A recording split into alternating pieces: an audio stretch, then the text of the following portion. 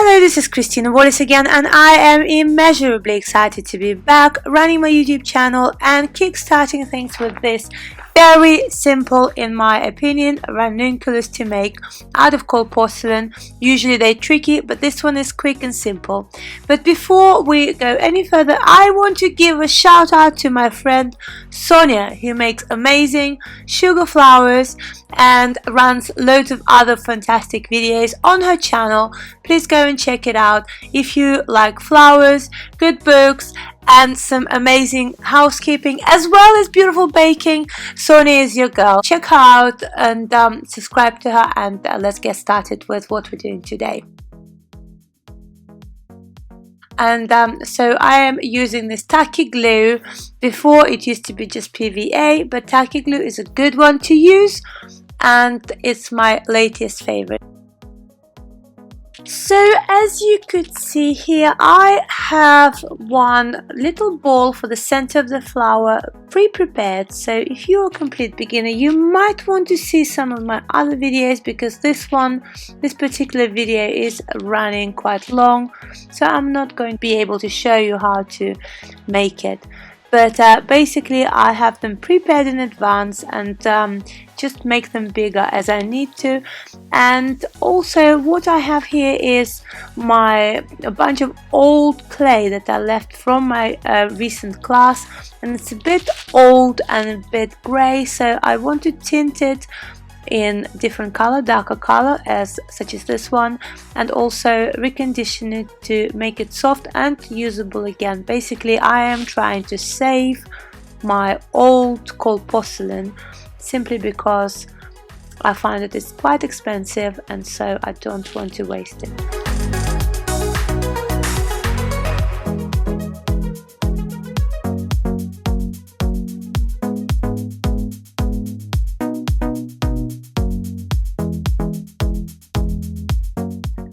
Check your smallest cutter against your middle to make sure it all makes sense and fits the sizes.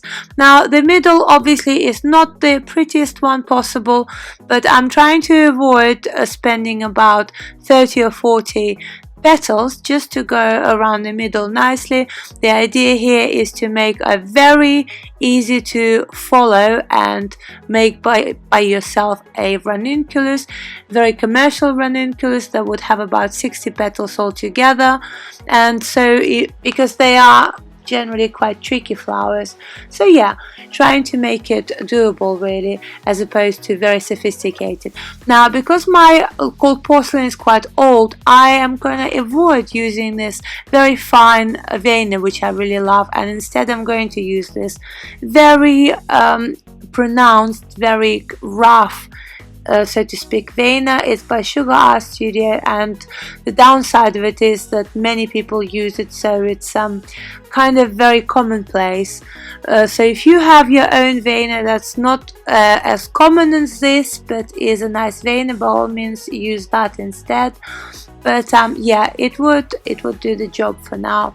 And so what I'm doing here is, once it's all veined, I am going to give it a chance to have a little dry, so it's nice and leathery level of dryness, leathery consistency, because it's much easier to curl it that way. With sugar it tends to be the other way around. You need to shape it and then leave it to dry a little to apply, etc. But it may not work trying to curl it once the sugar petals are a little bit dry.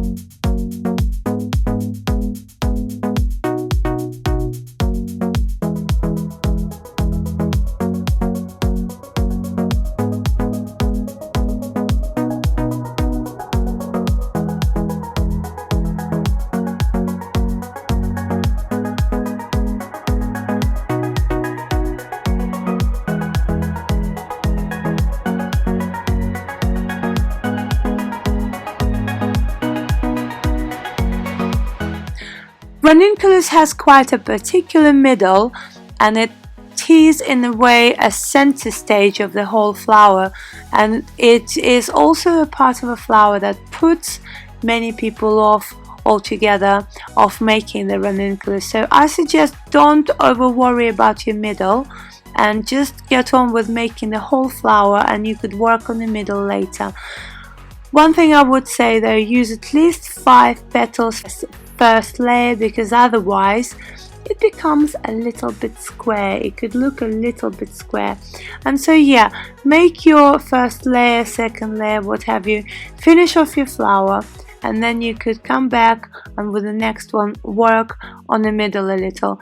And there aren't really many crazy shortcuts and tips you could have for the middle. It just takes a crazy number of petals, just about 50 for the middle alone sometimes, to make it really full, really round and really lovely.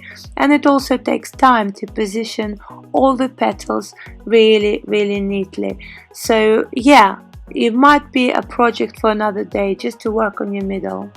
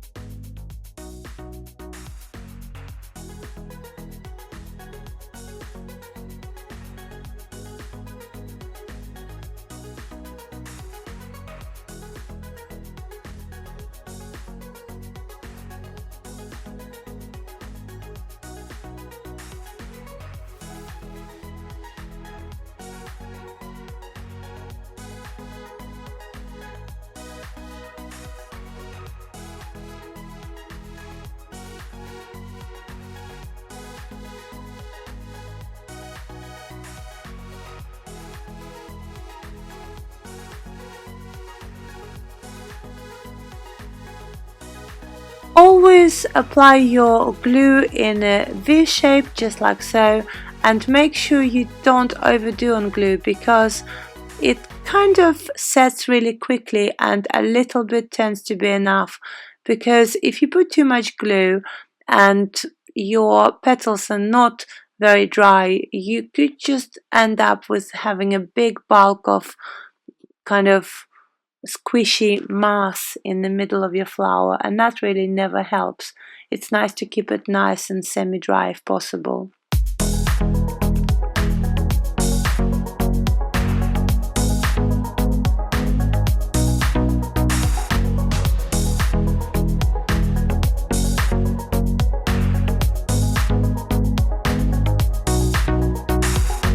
So here we go, we're starting on cutter middle size, and you could use almost any cutters or even make your own. Cutters are not really that important because the shape just needs to be roughly right, I find.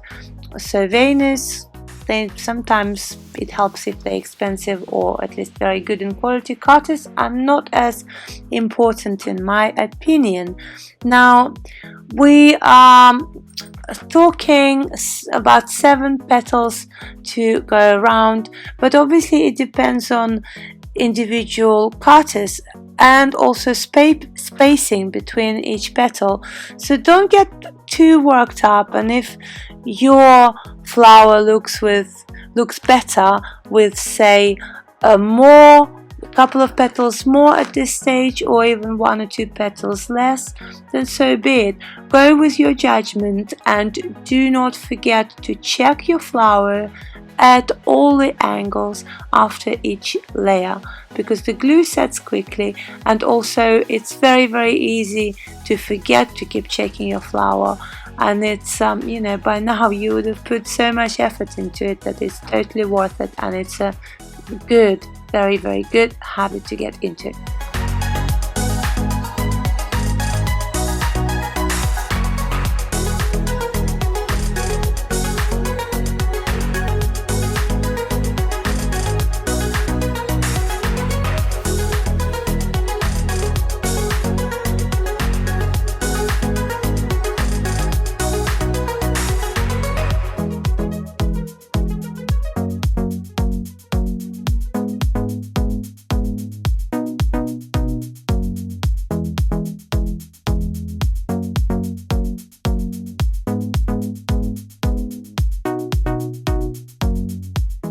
So I don't know if I'm making it obvious enough from this video, but the way this ranunculus is, all the layers, I'm trying to keep an eye that all the layers at the top are positioned on the same level, and at the bottom at the moment no one cares. Now it's individual preference which setup you prefer, but from personal experience it's easier when they're all at the same level, and so they're just easier to control. The shape is easier to control, especially if you're using different size of cutters. If you use the same size, then naturally they would go into a slightly round shape, but with different sizes and with the same height, it's one of those things. Some people may not like it, but actually I quite like that the same height element for flower arrangement, because it's very unusual for flower petals to go all in the same height, so I think it gives it a nice variety.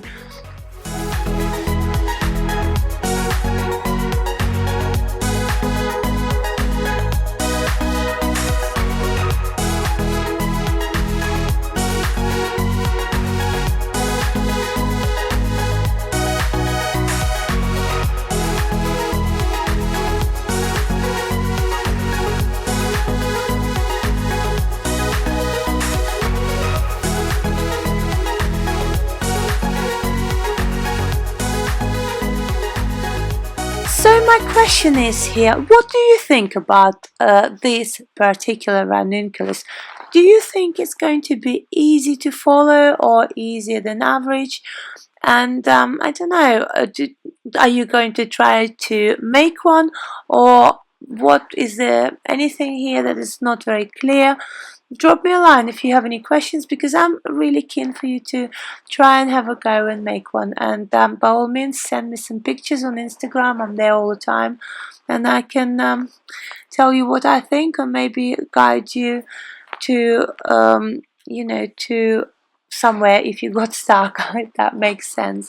Now we're about to get to layer 8, so the layer before last, and that would be the first layer which I will be lowering down a touch, just a little bit, as compared to the rest of them, simply because I want to start tidying up the bottom, this one, of the ranunculus, because the calyx that a ranunculus has, it appears, is not very big, not very large, so I want the bottom to be neat as well at the same time. So layers 8 and 9, they are slightly lowered.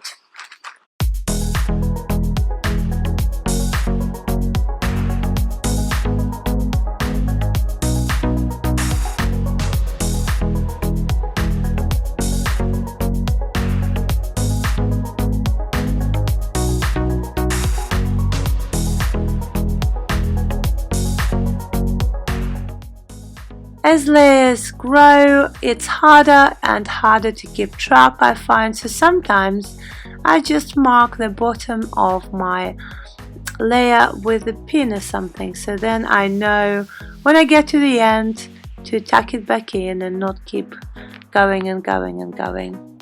And yeah, as I said, keep your glue to the minimum really, because as you could see, even with quite a loose flower, it's still a bulk of cold porcelain, bulk of clay and glue there, huge accumulation.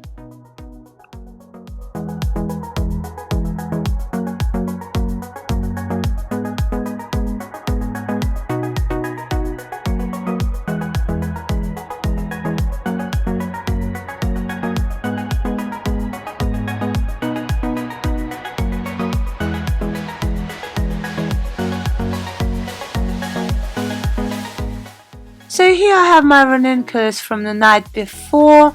I didn't have time to keep an eye on, you know, on positioning the petals for drying.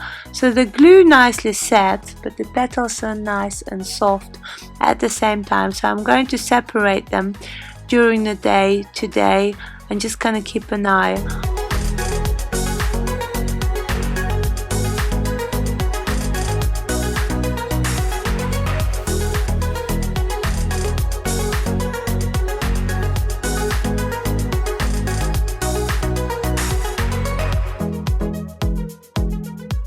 if you're stuck in a piece of petal really sticking out, you could try and use scissors. It's surprisingly fiddly, this particular process, but yeah, as a last resort, definitely bear it in mind. It's possible. And now we're going to start working on the stem. So if any one of you worked with cold porcelain before, you would probably know that once you start adding color to it, it really doesn't last very long, much less so than when it's handled again and again and again and re-rolled, but the color has not been added and is still white. If you added color, it tends to dry out very quickly, and so then you could add water to recondition it, but still the original qualities, elasticity and the strength of clay, of cold porcelain, goes. And you will see in a minute what I'm leading up to. Basically, I was trying to give my stamen a little bit of a texture, but it just keeps sticking to my vena and being awkward. So for something like this, my recommendation would be to roll it a little bit thicker and go gently on your ball tool when you try to texture it. And also remember to apply some petal bases similar on your vena. I've kind of missed all of the above steps, so my cutout is very torn, and so I'm using a couple of petals that are not torn, and the rest of them are wasted. But yeah, so I'm basically I've looked up a picture of the bottom of ranunculus, very rare picture at that, somewhere on Google, and yeah, and I've just improvised a few kind of pieces of calyx or whatever that would be called, and yeah, they are right, I think. And now I'm going to start working on a stem, and if you're new to my channel, I have loads of other videos where I demonstrate how to make a stem, so this might not be the best one, I don't know, but this stem is no different to all other stems, except it's a little bit thicker, because I think it looks quite nice to make a really thin, thick stem for quite an average in size otherwise flower. I think it's some kind of very peculiar and quirky and characteristic of a ranunculus.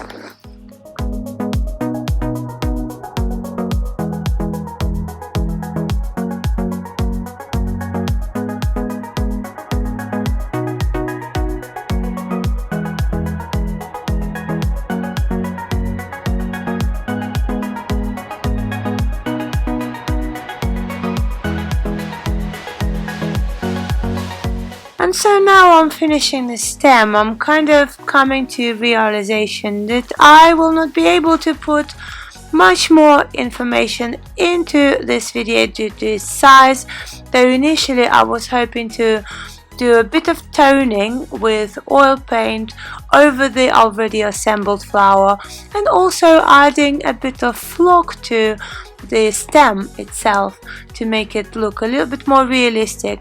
So if you guys are interested in those two elements of cold porcelain flowers, then yeah, let me know and I try to do a little video on that at some point. Other than that, in the pipeline I have filler flower, which I'll probably do next week, and then Gebera flower. Again, I'm not sure if I'm pronouncing it right, but yeah, Gebera, whatever it is. Someone asked me and I thought it would be a nice flower to make for a tutorial. So yeah, if any of those are of interest to you, make sure you subscribe, and in general, if you like my channel, you subscribing would help it. So yes, thanks for popping in. Lovely to see you, lovely to be back, and I see you again next week with a new tutorial. Take care for now.